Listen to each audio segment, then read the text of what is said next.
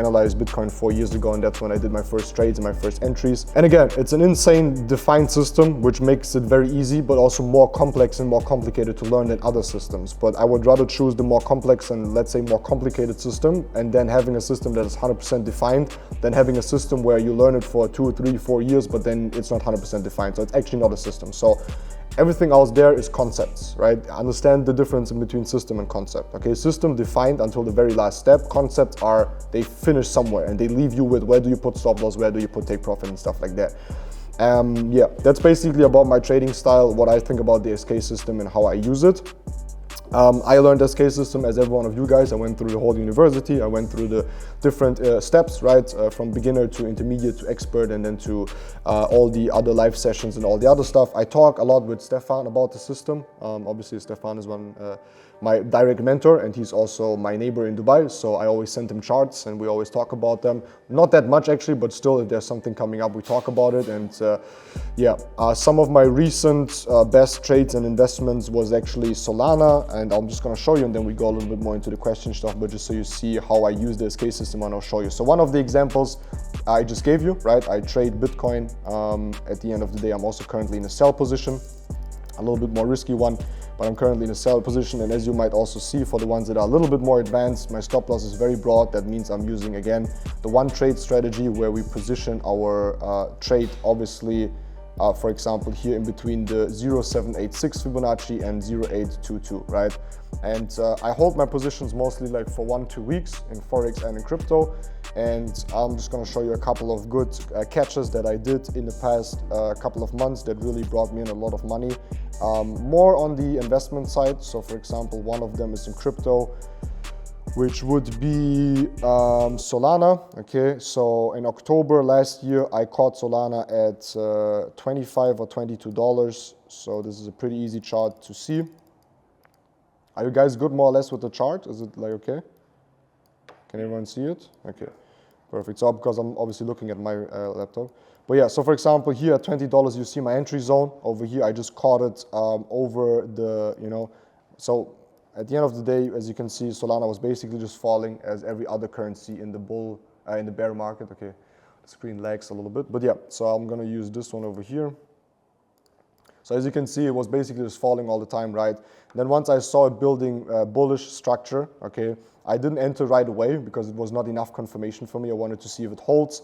So I was starting to, at the end of the day, monitoring Solana at this point where we went to the first buying zone.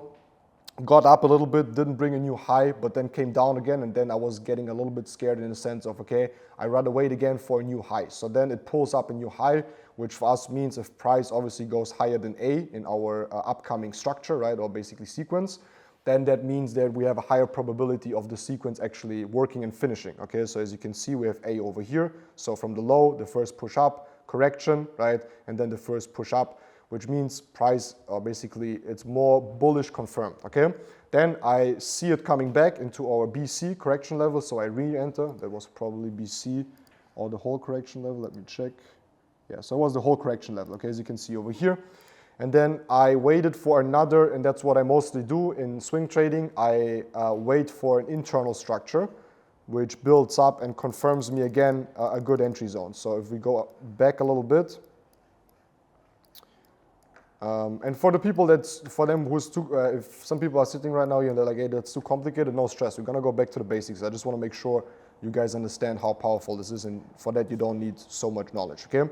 But basically that's how the chart looked in the smaller time frame H2. So we see what we talked about, it came back into the BC. From here, I used the secondary structure, okay? And I entered this secondary structure directly in the correction level, as you can see here, perfectly on the 50%.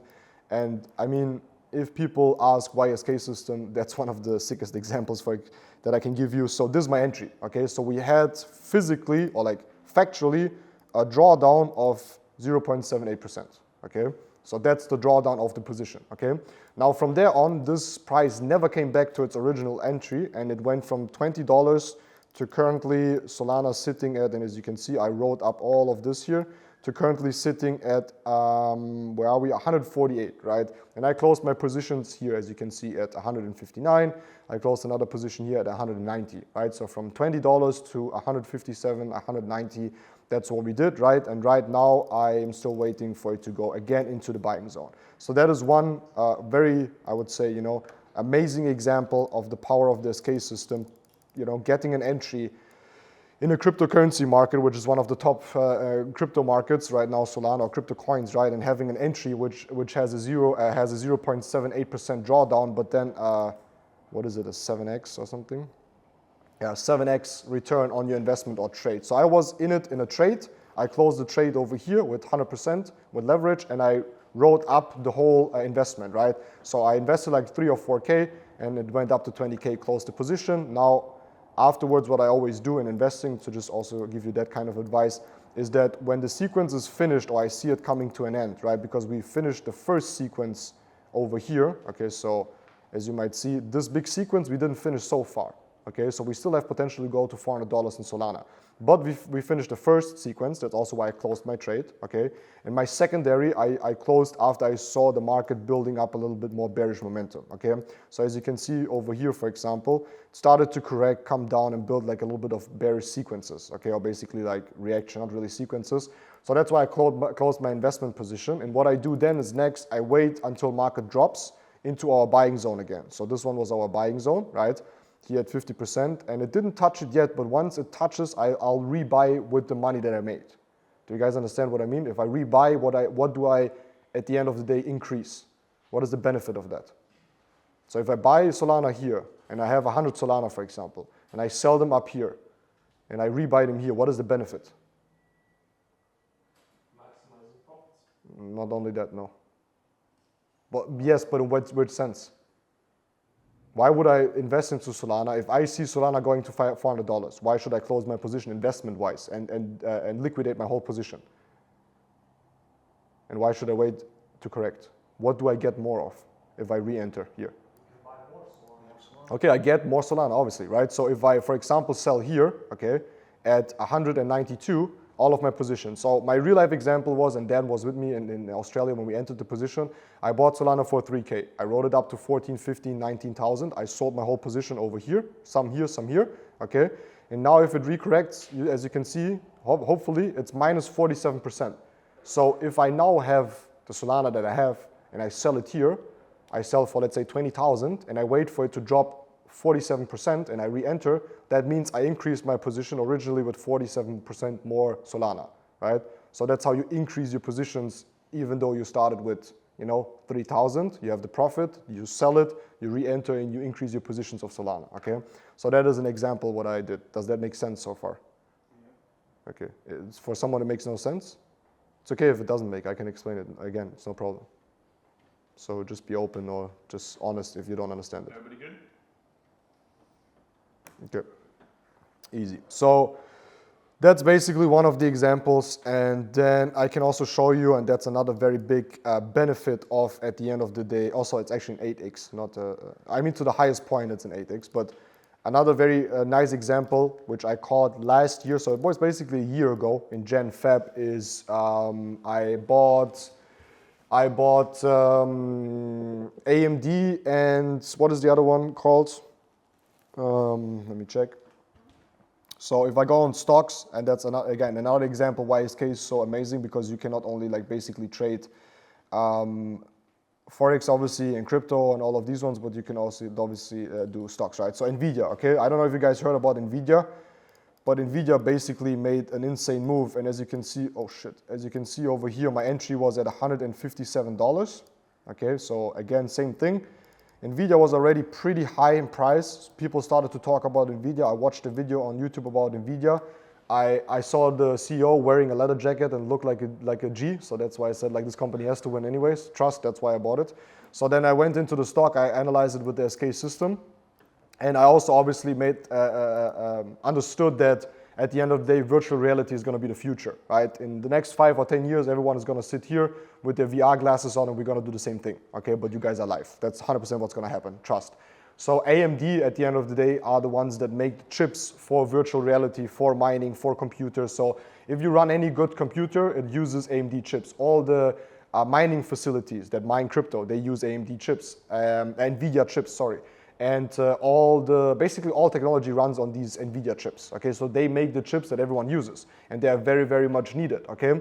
So then also you have, and now I'm giving you guys some fundamentals. SK is not only the theory and the technical stuff, but especially in investing, you need to combine some of the fundamentals. And fundamentals is like projections into the future, right? So I'm not only using SK here, obviously, I'm using it to get an entry, and I got a beautiful entry at, again, $150 and wrote it up to $924, which is a 4x in my investment on my stocks, right? Which is insane. And the fundamentals, again, is also what I want to add about NVIDIA. And that's stuff you can get in the internet. It's not hidden information or something. You can just do a little bit research on stocks that you see, for example, entries in. Okay, so if you at the SK system, you just go over stocks and you see an entry, then you're like, hey, I have a good entry. Let me find out what kind of company that actually is. And you see, and you think there's a lot of future in it. Then at the end of the day, it makes sense, right? Another very important thing about NVIDIA is that, I don't know if you know that, but there's always like beef in between China and Taiwan, right? China always says Taiwan belongs to us and they are independent, but Taiwan are actually the ones that are the biggest in creating these chips, right? So let's say there's a war that breaks out, or there's a war threatening to break out in between them, and that's the place that makes all the chips, all the technical stuff that we need. That obviously also means the price in the future could go up, right? So I'm 100% sure that in this growth of the chart, right, because SK is there to analyze and when to enter and when to go out, but what makes the market are we as humans, our predictions, our footprint, what we think the future, right?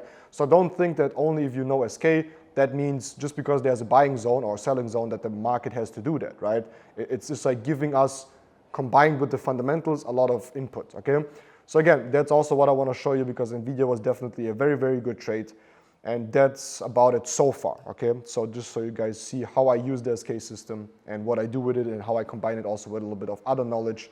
And obviously, the more you are in the markets, the more you will understand, what is happening with the dollar index and all the other indexes. And yeah, I guess one more thing that I have to show you before we can go into questions and basics and maybe some charts is that I combine trading the Forex pairs or just in general with the indexes, okay? So you need to understand that, for example, if we trade euro-dollar, okay, what has to happen to euro-dollar for euro-dollar to go up or down? Can someone tell me?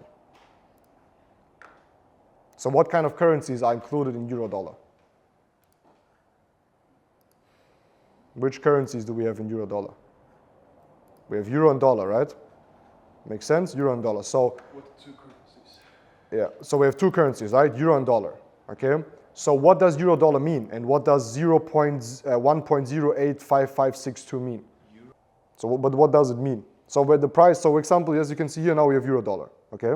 And we see price is currently sitting at 1.08555, okay? What does it mean? What does it show me? How much do I need of what to get what? So if we have euro-dollar, how much dollar do we need to get euro? Yeah, so currently we need 1.0855 blah blah to get 1 euro, okay? So that's what it means, so euro-dollar. So if we ask ourselves the question, how much dollar do we need to get euro? Then what should happen in this scenario, because I'm selling euro-dollar right now? What does need to happen to the currency for the price actually to drop? So we have euro-dollar, we are trading how much dollar do we need for euro? And I say that we need less. So what does need to happen to one of the currencies, or both of them? Either euro gets weaker, Mhm. dollar gets stronger. Correct, or both, right? So it could correlate. So euro could go at the end of the day weaker, right? Dollar could get stronger, or both of them happen. So I entered this position, even though I'm in a drawdown right now. I entered this position because I always use the currency indexes. Okay, so for example, I have the dollar index right here. Okay, all the indexes are marked at XY. So you have DXY, you have AXY, BXY, which is the British. You have the CXY, EXY, which is euro, yen, JXY, right? So every time you, and probably that's something you want to do in the future when you trade the markets, is have all of these indexes, right? Because it helps you a lot to see where price is going. So for example, why are we right now in a drawdown in euro dollar? Because we have this move happening due to news, okay? So this move over here happened, so we dropped, okay? But what you see right now is that it's starting to react bullish again because we are all in all in the buying zone. Okay, so I analyze the indexes with the SK system, which means if I know with the SK system, and for me it looks bullish, that dollar is going to increase, what is going to happen to euro dollar? Exactly what I want, right? I want it to go down again. So now I'm a little bit in drawdown, but I risked it because I entered a little bit early, knowing that we could come down again to the buying zone, which we are doing right now. And from there on, I predict that dollar, okay, dollar index is going to increase. That means dollar gets more stronger. What happens to euro dollar? We need less, right? We need less dollars to get euro. Doesn't make sense because dollar is stronger, okay? And the question is, how much dollar do I need to get for euro? If the dollar gets stronger, we need less, so it's going to fall, okay? And that's why I entered this position. Now, obviously, we also have to see what is euro doing, okay? So we go into the euro index, okay? This is the euro index. So here you can see the euro index. So that's the strength of the currency, okay? Due to news, whatever. And also here we are in a stronger selling zone, as you can see here. Okay, we have a selling zone over here, which we actually, and I'm just using the trend line to show you, we are actually in a downtrend in that sense, okay? The only thing that I'm a little bit afraid of in that sense is that we're not really having lower lows, okay? We have like, for example, so we have, let me change the color. So we basically have this low, right, and then a lower low, but for it to really show us that it's going to go bearish, I really want to see it lower than this here, okay? And then it confirms me more on that euro is going to drop. So I'm going to mainly focus on trading pairs where euro is included, where I need euro to go weaker, you know? So in euro dollar, I need euro to go weaker, I need dollar to go stronger. That's why I'm selling it, okay? Now, obviously, what could happen, so the trade goes wrong, is that I entered it too early. That's no problem. I re-enter because I trade with 1% risk management, which is no problem. So I can risk another position. That's okay. But what could happen, obviously, is that the price just increases and shows us, okay, look, we are more bullish. And then I will change my setups, right? So just because the SK system shows me, for example, it's a sell, or some people could argue euro dollar is a buy setup. At the end of the day, I will change. I'm not someone, and that's very important. It's like in trading, it's not about being right. Right? Sometimes you have your setups and you're so, you are so focused on your setup and you think it has to go, it has to be a sell, it has to be a sell, it has to be a sell. But if I see confirmation, bullish confirmation in euro, and I see bearish confirmation in dollar, then I will switch up the setup and I will look for buy entries, right? So I don't need to be right. I just want to make money. That's important, right? Because most people, and in the beginning, it's okay if you focus on being right, because in the beginning, it's not about making money.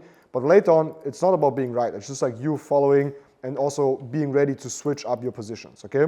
So as you can see over here in euro, we have this bearish structure, right? Which is like a little bit overcorrecting right now, so probably we will have to use the whole correction level. Yeah. And I would have liked the price to react in BC. That would also have meant that my position right now is either break even or in profit already. But probably it's going to take a little bit. But look how beautiful it works. So euro dollar, we are selling, okay? So mark the picture in your mind how euro is right now in the 50%, okay? Now we go to dollar. Mark right now how dollar is at the 50% buying. So it's exactly what I want. I want dollar to go high, and we are exactly at the 50% correction, and we are reacting. So that's what I want to happen, and that's what it looks like.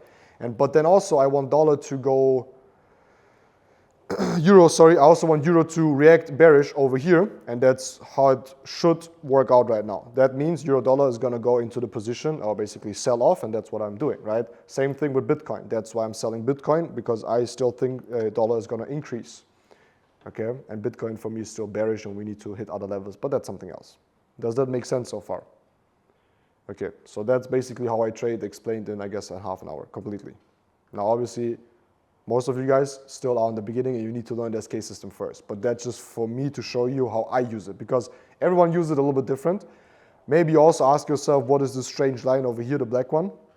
This is called EMA 200.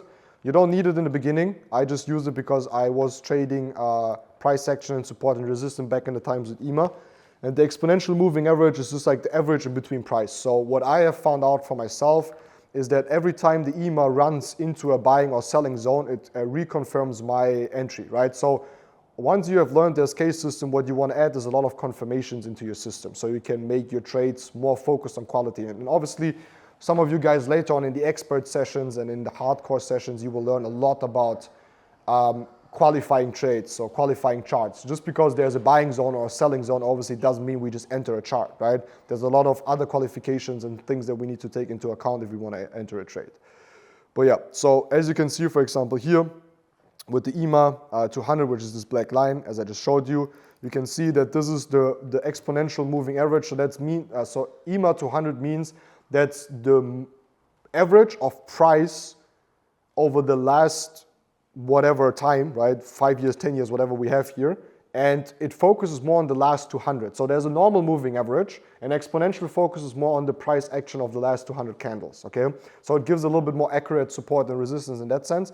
And what I want to see most likely is something like that, where as you can see over here, the EMA actually runs into my selling zone, okay? Now, what we are seeing here in GBP CAD, that's probably why I'm going to lose this trade, is that this EMA 200 is building up as a little bit of a support zone over here, right? So we are kind of having like a bullish structure over here, which could develop like this, okay? But yeah, at the end of the day, before that happened, so if I do the replay, maybe now you understand why I use the EMA and how nice it is at the end of the day. So let me just let it play. So for example, when price looks like this, okay, so maybe, how do I go back? No, can I go back? No. So for example, maybe like this, you can see like how the EMA, the black line is running into my selling zone. So that's something that I use as a confirmation, right? I don't only buy or sell if the EMA is in the confirmation zone, but it helps me to find a better setup, okay? So as you can see here, it comes to the EMA, touches it, goes slightly into profit, now breaks it, which is not so good. Comes down again, and as you can see, it's now building a little bit of this, sideways zone, and seems like I'm gonna hit stop loss on this one, but again, that happens, right? With good trade management, it doesn't really matter. But yeah, it's mainly bullish. It's a very risky sell. I sold it again because I analyzed GBP and CAD and the indexes, and I guess I entered because I see British pound falling, and yeah, so that we need less Canadian dollar to get British pound.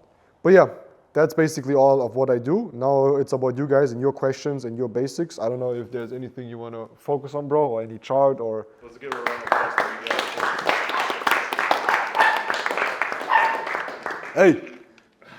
We need. For example, this one was the last one I did. So it came here. I basically. You're finally missing a trade. Let's go. Okay, so we had some questions. I think Dana had one. Yep. Yes, go ahead. Feel free. All right. So for a beginner, how many analysis per week you would suggest to do? Like the more the better, as much as you can. There's no number, like it depends. Some people are just quicker, some people take more time. But I think a very good time zone to become very strong in the SK system would be about 3 years. And then obviously as much time as you can put in. It's like network marketing, right? It's like in both businesses, there's no difference. It's like the more time you can put in, the better. Now there's probably a point where you maybe some people over-exaggerate it. They're too much in the charts, it's like too much. Because at the end of the day, trading, like there's a lot of parts that people don't understand. Trading is not only the system. Trading is not only the experience. Trading is not only the emotional control that you have to have. Trading is not only the money that you need to have to trade, right? There's a lot of different parts that need to come together for you actually normally to be profitable, right? And again, you start with the charts, and that's just like where you need to put in most of the work, right? And the rest of the stuff is mostly experience. Yeah. And then there's different types of traders, Everyone has their strengths and weaknesses, and you have to play your strengths, and you will find them in trading, right? So when you trade, you will find all of your weaknesses, because the chart and the price and the MetaTrader is gonna fuck you up as long as you don't, understand your weaknesses, and you don't, at the end of the day, you don't manage them, right? But again, everyone is a little bit different in trading, and you need to just find out what works for you and what won't. Some people are stronger in the system, some people are not so good in the system, but they're very good in trade management, right? So it balances out. Some people are very good in the system, but they're insanely bad at risk management or money management in general. So then they fuck it up, right? So again, strengths and weaknesses, but to answer your question as much as possible, you know. We all know for this K we have the skill levels, right? We have the basics, then we move on to the advanced, the expert, master, right?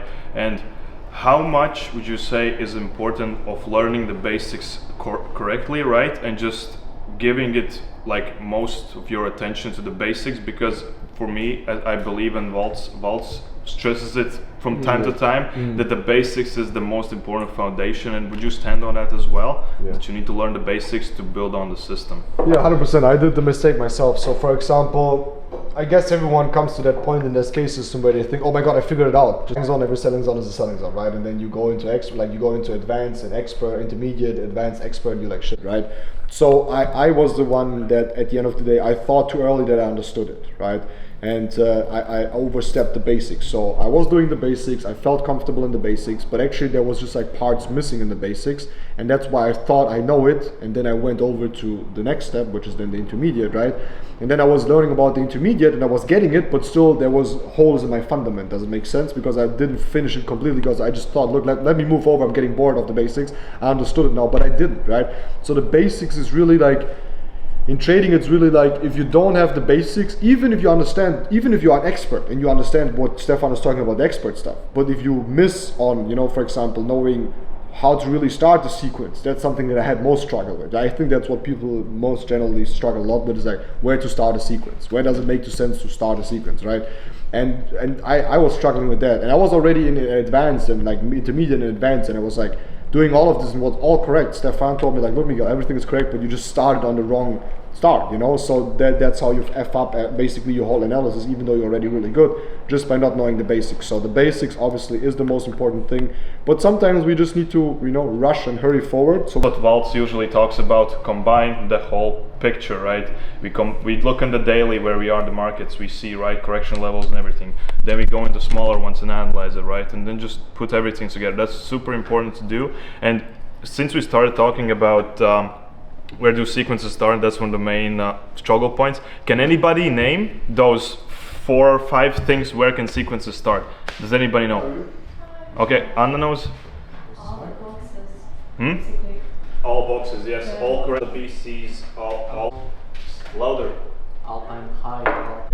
So we had the all-time low over here. We went up, did our first correction, finished the sequence, okay? Now, what I want to see, obviously, in which the SK system tells us, we have a whole correction. So then this sequence over here, so we have the first one built. Trades that you did, any trades you're gonna look for. So what does it show us here? Here, euro is losing, okay? So euro is losing and dollar is losing. They're both going pretty wrong, okay? But just in general, because the Dixie chart looks the same. So the value of the dollar is going down, all currencies are devaluing, all currencies are getting less. But what do you guys predict about the future when it comes to dollar? Is it gonna be like crazy, the next like big, most important currency again? Is it losing right now its power? What do you know about the world, about the dollar? It's losing, so. It is what? Losing. Okay, why? I mean not like deep, but what is happening that you say it's losing? What are your markers for that? What are your assumptions? Yes, US has a lot of debt. Okay, nice. Going down right there as well. Yeah. India and so on, right? UAE just joined, Saudi Arabia just joined, and their goal mainly is to ditch the US dollar, because dollar is a world currency. Everyone uses dollar to buy petroleum, everyone uses dollar to buy oil, resources, right? What happens if these countries in the future say we're gonna ditch the dollar?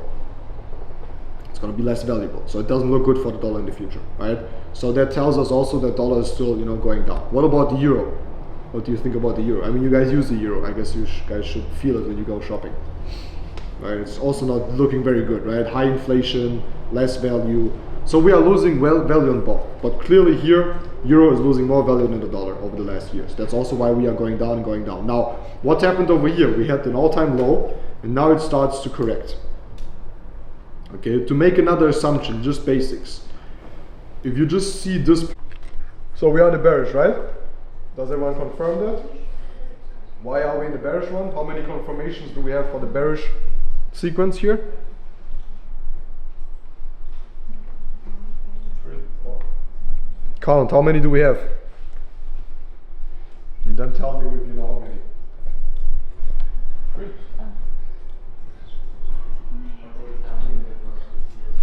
Not BC, but like Bitcoin. When do we have a confirmed bearish structure?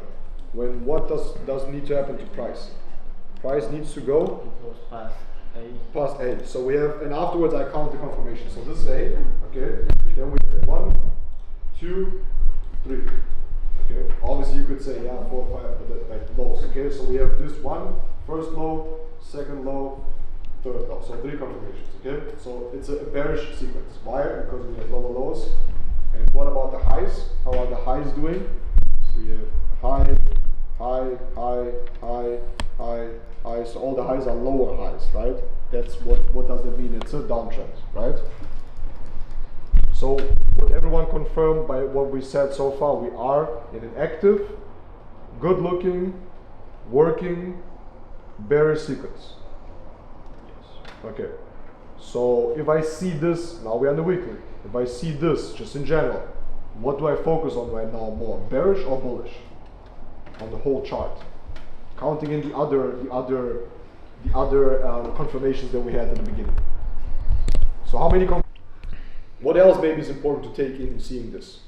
Is this a finished sequence, nearly finished sequence? Is it behaving maybe a little bit like atypical? That's also very important. I know it's a little bit deep with atypical behavior, but what do you say about the sequence? Let's just focus on the sequence and tell me what you see about the sequence. Not that it's bullshit. That's good, but that's not what I'm asking. I'm asking why do we say this is, for example, over and this is undercorrected? What does need to happen for that? I just want to make sure everyone with the basics understand what we're talking about. I guess for you understand what I mean. Overcorrection pretty much means going over Out of the box. Okay. our box. Basically, Pretty much simple as that. basically the easiest way you can say is price is going over or not into the box. Okay, so here we have over the box, under the box, under the box. Yeah, and this one was the only one that was so far pretty nice. Okay. What does this tell us, or what kind of assumption could we do about that? Would you say this is an easy sequence to trade? So if you would have traded these entries? Definitely not. Definitely not, right? Because this one, if you trade one trade, this one definitely fucked you 4 times. This one also, and probably stopped you out. This one was the only one that multiple 2, but after a couple of re-entries you would have traded, right? And obviously we are in a weekly chart, basically later on you go into the daily, but let's just say we would have traded this chart. This one we would have missed out, this one we would have missed out. So 1, 2, 3, 4, 5 trades in total that we could have done, right? 5 trades, and all of them we would have had a lot of struggle and trouble, okay? So that's important to know, because that also tells us in the future that price is at the end of the day not moving in our favor. It's not a nice chart. It's a little bit atypical on how it behaves. Does it always have to react on the 50%? No, right? But it would be nice to see it really coming in and building these sequences. Another thing that you can see is, let's analyze a little bit more the approaches of the buying and selling zones and what you can tell me about that. So let's, for example, focus on this approach over here. If you look at this approach over here, this one, why did price do what it did, and what can it tell us? Yeah, no, 100%. I mean, there's nothing wrong with it. But think of the trade, like what does it mean when these can? So if you zoom in, and some people are a little bit confused because I trade completely black on black, so I don't have like red and green candles, because that's normally manipulates you, right? People associate red with like bad emotions, so that's why I'm completely blank. Because many people would enter trades, I myself, I would enter trades because I see a red candle or something, or a green one, so that's why I turn it off, right? But what do you see in these sell or buying zones, or especially in the selling zones here? What should happen in the selling zone? So price should come up and then start to become faster or slower. Should there be a lot of liquidity or less of liquidity? And where should the liquidity kick in? Because for me, kinda, price comes to a selling zone and then there's a lot of liquidity that kicks in the selling zone, which pushes price higher. And then there comes in a lot of sell liquidity, an insane amount of sell liquidity. Don't forget, we are in the weekly chart, right? And then again, it comes up, then starts to react, and again, a lot of buying pressure, and then starts to correct again. Then comes up, again, buying pressure comes up, and then drops insane. So what can we assume from that for the future if we see how price behaved so far all the time when it comes into a selling zone? What would you say if we come back into this selling zone over here, into our most recent one, this one? So we want to focus, for example, on getting an entry. What do you guys assume what is going to happen? Scenario one would be, scenario one would be this one. Early reaction. Okay, scenario two would be a perfect sequence. Scenario three would be something like this. So what do you guys think is going to happen, 1, 2, or 3? Let's say like that, what is probably not going to happen? Second is not going to happen. Yeah, so check out the recent stuff that happened in the footprint. What do you think, which of those 3 scenarios are not going to happen, most likely? Second. Most likely the second, why? Because it hasn't been, how many times we've seen 1, doing 2, something different? It's out of 5 times, 4 times. Out of 5 times, 4 times we have gotten either an overextended box or either reacted early. So it's pretty safe to assume that we could get something like this as well, and not reacting perfectly since euro is behaving this way. Correct. And then what would you say, either 1 or 2? Okay, so Probably 1. And it's difficult to say. I mean, I'm just asking you guys what do you think. I would probably go with 1, since we're still going, making lower highs. Yeah. So I could expect maybe a slightly smaller one than the other ones. Yeah. Because we corrected quite heavily. This one as well was a quite big correction. So I don't think we could get such a big liquidity pool up there. Yeah. So I would go with the first one probably. Yeah. So if you focus on so I also say 1, and I tell you why, because look at the first the first 3 marks. So here we have overextension, overextension, overextension. So price is in a selling zone, but always gets pushed higher, right? So what does it mean? What are the people on the market thinking once we come to these zones? What were people think? Like, go back in the time and imagine right now you are trading this market here. What does this tell you that these sparks are like, not sparks, but these like, Huge selling pressure. Okay, huge selling pressure in general, right? But then why do we go higher? And why are we not go higher? Why do we underextend here so we don't reach it anymore?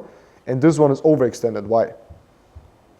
Maybe it's trying to push the price up the one last time. Okay, so think of it like this. So if I take this box, which is price behavior number 1, and this one is price behavior number 2. Okay, so part 1, part 2. What is difference in between part 1 and part 2 about price? What would you say?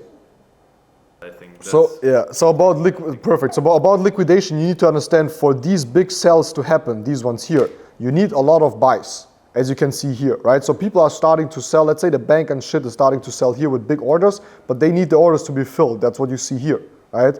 Orders are filled and then it snaps, right? So and we're not going to go too deep into it, but that happens. But what I'm trying to say here in box number 1 and box number 2, I think that box number 1, people were very excited to still think euro-dollar is going to go high, okay? Because look, we have a new all-time high. Why should we sell here? Makes no sense. We're going to go higher. It's euro, it's dollar. These are the strongest currencies. Here you can see in box number 2 how people got depressed. They're like, shit, this is not going to work, right? We're not even going to touch it anymore. Like, we're just selling off right now, okay? So I would say people started to sell somewhere here. You have the manipulation, the liquidation, the fishing, whatever you call it, and then basically price snaps, right? And that's what you see over here. So thinking of this, I think that scenario 1 is most likely. That we're going to continue on the trajectory of box number 2, which is more like depressed thinking in the terms of, look, there is no way that we gonna, come back and like have strong bullish structure, and we're just gonna trade it continuously in a sell. And that's what we see here in example number 1 and example number 2, because we are missing liquidity. We are missing liquidity to really like build this, like sideways, and people are undecisive on fair price zone, and then drops, right, or goes high. People don't even see euro-dollar going high anymore. And that's what you see in the footprint over here, because charts are just what people thought in the past, right? So with that, we add another confirmation into euro dollar, which is number 1. Probably bearish, probably not gonna go into our selling zone. So it's another bearish or bullish confirmation in our list. It's another bearish confirmation, okay? So what is the next step, what we do? We need to go deeper. Okay, now we are still in the weekly, right? So we need to go a little bit deeper. So when we go deeper, where do we start? What would you say? Where do we continue? Yeah. Guys? Now we are what? So we're on the weekly. Yeah, what do we do now? So we just go down, right? So maybe let's go into the daily now, you know? And out of the daily, we zoom out a little bit. Again, we identify highs and lows, which you already know. This one is the low, lowest point, right? We marked it. This one is a high, this one is a high. So where do I continue now? What do I do? Because we need to obviously go deeper into recent price so we know and predict where price is gonna go. Because so far, if you see this, what price can do is either this or either this, right? That's basically it. But how do we find out how to enter a trade now?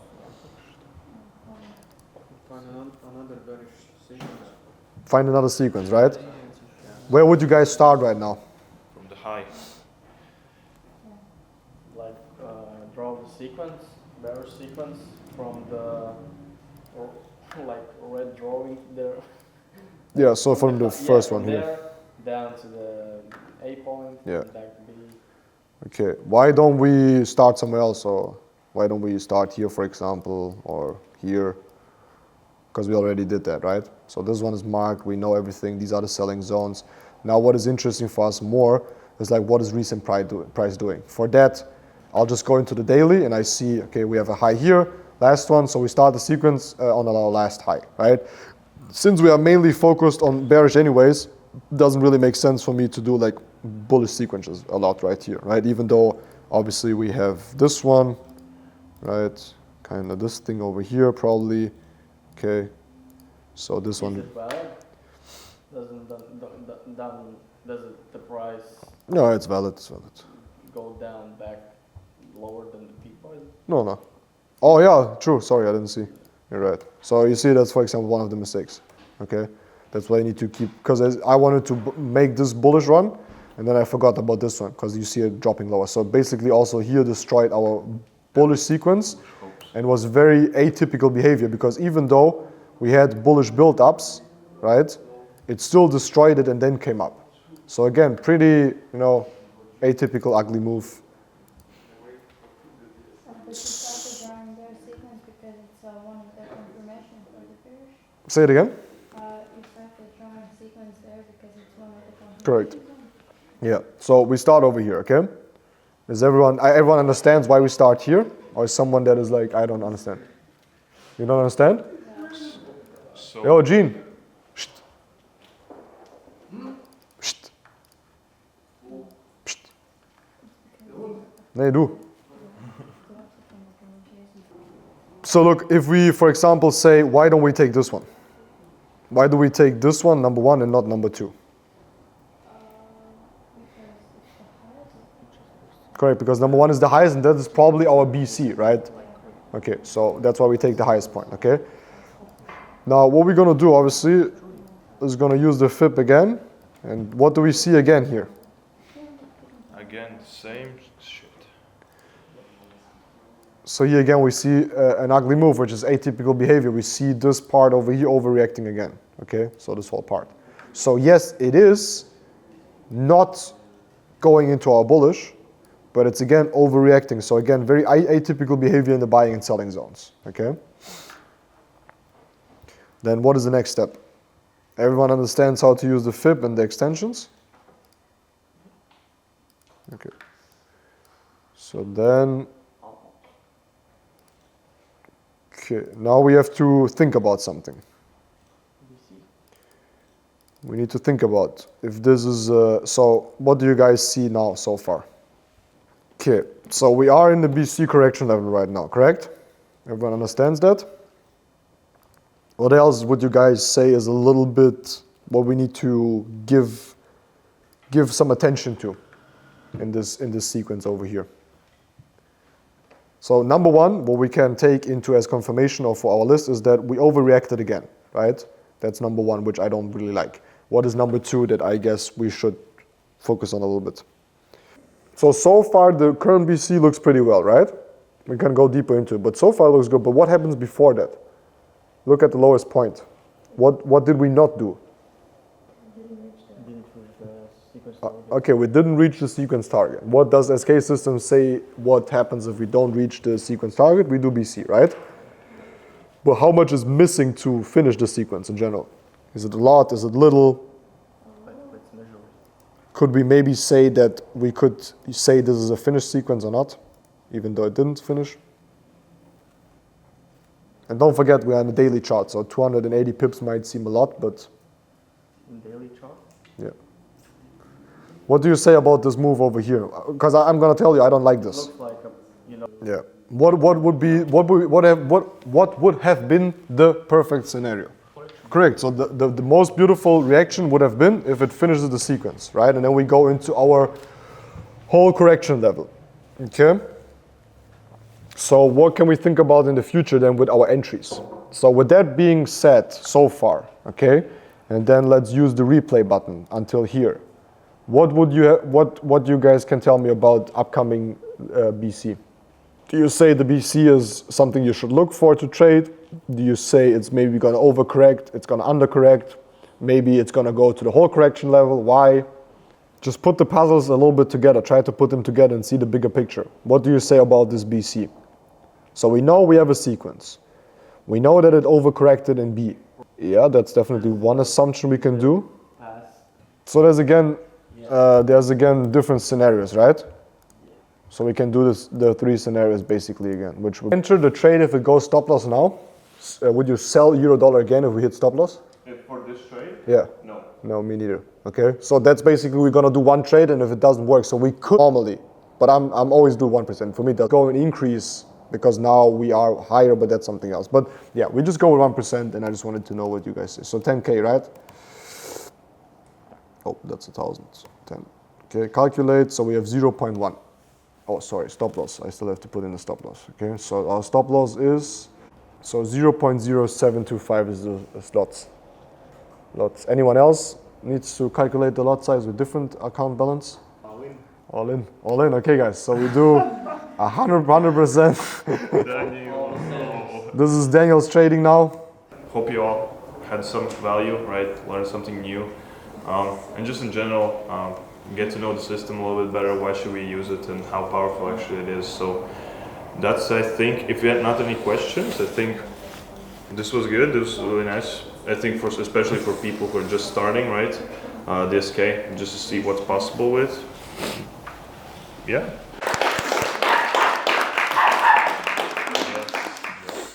It takes years of expertise, right, and just training yourself. How would you say is the best way to train the mind part of the game in trading? How to manage everything, your emotions, and what would you say maybe are some tips that people could do in their daily lives, implementing and stuff like that? Yeah, 100%.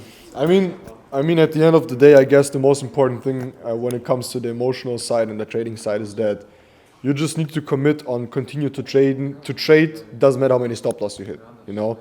It's really that, because if you stop trading because you feel discouraged because you hit a stop loss or you lost an account, or I don't know, guys, I lost 15 or like 12 or 15, yeah, probably around 15 challenges before I ever passed a challenge, right? It's like, imagine like you stop after the first or second one, right? I started to trade when challenges came out, when FTMO was still on steroids, with like, you need to trade in 30 days and you have like so many rules, bro, like it's basically impossible, right? And then I became profitable with the challenges because they lowered the target from 10% or to 8% and they gave you time. So I'm, for example, I'm very bad in trading with time pressure, very bad. Some other people are good at it. I'm very bad with time pressure. I don't like time pressure, you know? And the other one is like, I'm very good in hitting 6 to 8% a month, but I'm very bad in hitting 10%. I've never hit 10% with Forex. With crypto, yes, but not with Forex. So these challenges were basically not for me, right? So I understood that and I stopped a little bit, but I continued to trade real money. And then I came back once the challenges became a little bit easier. But what I'm trying to say by that is that for everyone, trading is a little bit different. Everyone has their systems. You need to figure out your way. But you will never, because you get emotional, just because you did not continue to trade. So again, hands down, the most important thing is, even if you get emotional, if you want to quit, just because trading is going to show you over and over and over again that you're not making money, you still need to continue. Because someone that is successful in trading and in network marketing is someone just that never stopped. So I guess for me it was just clear to understand. I just continue until it works, right? Doesn't matter how many times, because other people are doing it. So if other people are doing it, I can also do it. I just need to stay on it. So for everyone that is willing to become successful in trading, you will eat a lot of shit. You will hit a lot of stop losses. You will have to learn it multiple times. I said it yesterday in the network training. We as humans, I said it at the event in Norway. We as humans are kind of like we hit, shit hits the fan, and we see what we did wrong, but we still do it again and again and again and again until it really hurts, right? In trading, it's like you have to do it so many times until it hurts so much that then you stop doing what you were doing. Because most likely, when it's about being emotional in trading, we know why we are losing, but we're just not disciplined enough to keep, continuing. So again, just continue. I don't know if you want to add something to that, but that's what I always did. It's like I did not question why is this happening to me, in the sense of it should teach me that I should stop trading, but I always obviously ask myself, what do I need to learn? But I never questioned myself in should I stop trading? I always said, okay, it's a new learning, it's a new learning, it's a new learning. And then you get very emotional, obviously. You get very emotional in trading. So yeah, it is hard, but again, it's the greatest skill. And once you figure this skill out, it's amazing.